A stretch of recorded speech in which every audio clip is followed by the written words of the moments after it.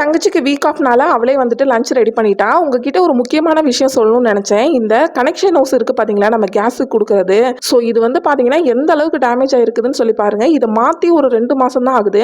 Inspection வந்திருந்தப்ப சொன்னாங்க hose மட்டும் expire ஆயிடுச்சு, மாத்திருங்கன்னு சொன்னாங்க. நாங்களும் மாத்திட்டோம். அடுப்புல தான் வந்துட்டு அடிக்கடி வந்துட்டு லீக்கேஜ் ஸ்மெல் வருதுன்னு சொல்லிட்டு நான் அடுப்பையும் சர்வீஸ் பண்ணி எடுத்துட்டேன். இருந்தாலும் லீக் ஸ்மெல் இருந்துட்டே இருந்தது.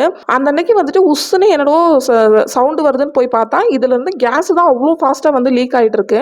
இது வந்து நான் பிச்சு எடுக்கும் போது இன்னும் கொஞ்சம் வந்து இந்த ஹோல்ஸ் பெருசாயிடுச்சே தவிர அந்த அளவுக்கு ஹோல்ஸ் ஆயிருந்தது. அடுப்பு வந்துட்டு நம்ம துடைக்கும் போது மட்டும் லைட்டா எடுத்து வச்சு தொடப்பமே தவிர அந்த இடத்துல வந்து நம்ம எதுவுமே பண்ண மாட்டோம். ஸோ அதுக்கப்புறம் செக் பண்ணும்போது தான் தெரியுது இது வந்துட்டு ஒரு டூப்ளிகேட் வயர் அப்படின்னு சொல்லிட்டு. ஸோ எதுல வந்துட்டு மேனுஃபேக்சரிங் டூப்ளிகேட் பண்ணணும்னு ஒரு வரமுறை இருக்கு. நான் ஒருவேளை வீட்டில் இல்லாதப்போ இல்லை நாங்கள் நைட்டு தூங்கிட்டு இருக்கும் போதோ இது லீக் ஆகிட்டு ஏதாவது ஒன்று ஆயிருந்ததுன்னா என்ன சொல்றதுனே தெரியல. ஸோ காசு எதுல பார்க்கணும் அப்படின்னு சொல்லிட்டு ஒரு வரமுறை இருக்கு. வரமுறை மீறி போகும்போது நம்மள மாதிரி பொதுமக்கள் தான் கண்டிப்பா பாதிக்கப்படுவாங்கன்னு நினைக்கிறேன்.